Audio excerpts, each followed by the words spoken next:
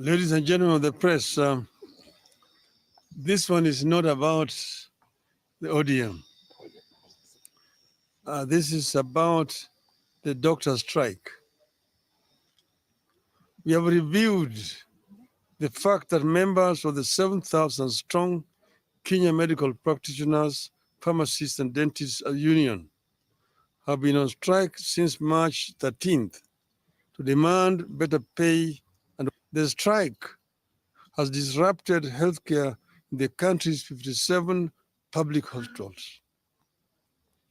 We are of the view that the situation is moving from bad to worse, and soon we will have a full-blown crisis in which all health workers will don their tools. Already, clinical officers have joined. I therefore have a personal appeal to both the government and the doctors.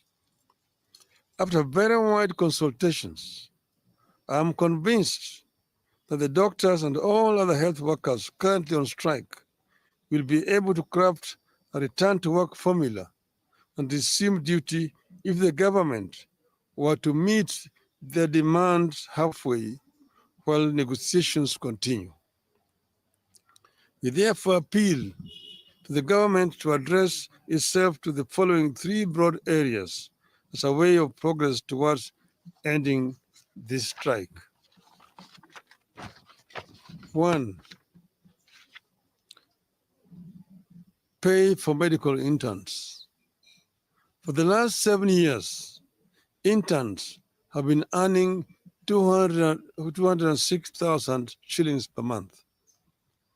These are actually the doctors running level 4 and many other public hospitals.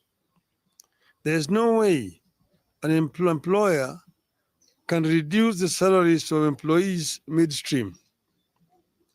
That distorts everything in the life of the employee. I therefore ask the government to reinstate the 206,000 shilling pay for interns until the next CBA negotiation, which is around the corner, kicks in. During that next round of negotiations, both parties will put their cases on the table for consideration. 2. Fees and salaries for doctors pursuing further studies. Counties are supposed to pay salaries of doctors who are enrolled for further studies like master's degree, while the Ministry of Health is supposed to pay fees. My understanding is that while counties have kept their side of the arrangement, the Ministry of Health has failed to do so since 2018. As a result, a number of doctors cannot complete their studies and graduate because of fees owed.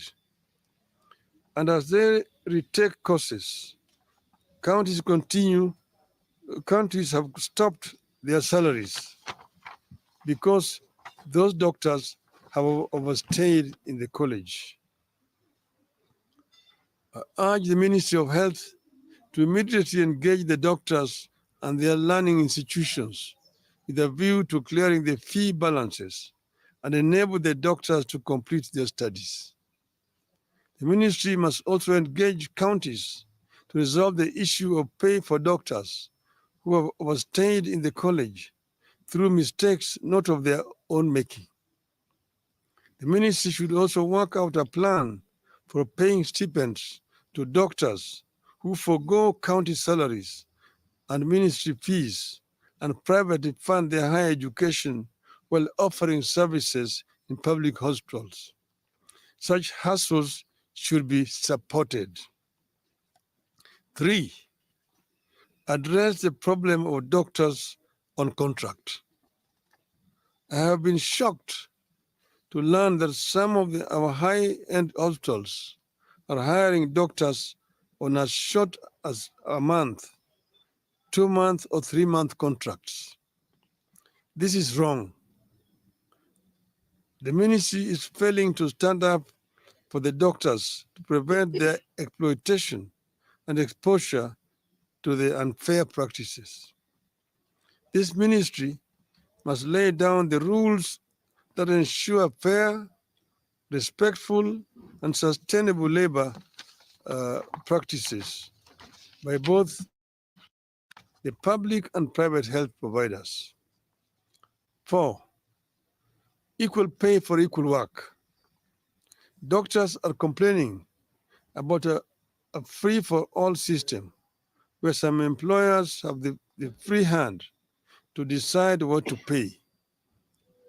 The result has been a very unequal system where doctors hired to do the same job experience huge variation in salaries. The medical profession is too important to be managed so casually. The ministry must intervene for the doctors. 5. And procedural termination of services. I have terminated contracts of the doctors for one reason or another to reconsider their actions and engage the doctors. The counties that have done so or are in the process of doing so know themselves. I request them to reconsider their steps. I believe that the above actions, if taken in consultation with the union, will see us avert the crisis that's building up in the health sector and pave ways for less antagonistic engagement.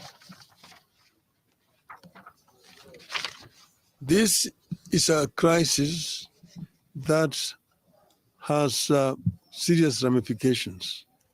We want this crisis to be resolved.